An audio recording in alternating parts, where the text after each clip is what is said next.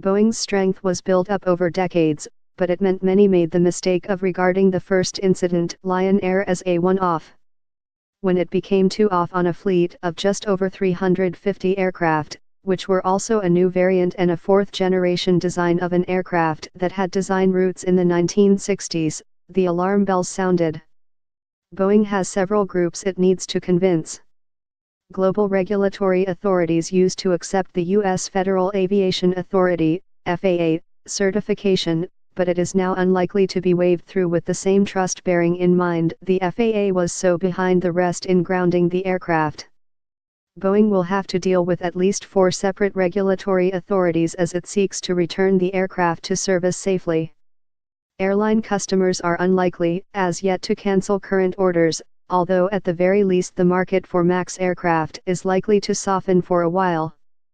There's a further cost to consider, as carriers awaiting aircraft and having to put emergency plans in place are going to seek financial compensation. Then there are the human elements. The pilots and crew understand far more of the deep technical issues and will be understandably vociferous about the absolute integrity of the revised hardware, software, and procedures.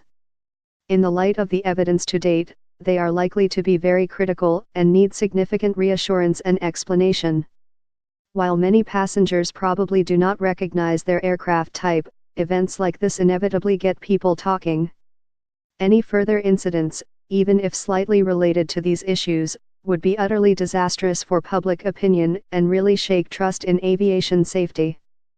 But in the long term, given there are more than 14,000 single-aisle aircraft in service globally and half of these are Boeing's, it is hard to see a scenario where the MAX is not returned safely to service and in the long run accepted by the traveling public as a safe aircraft.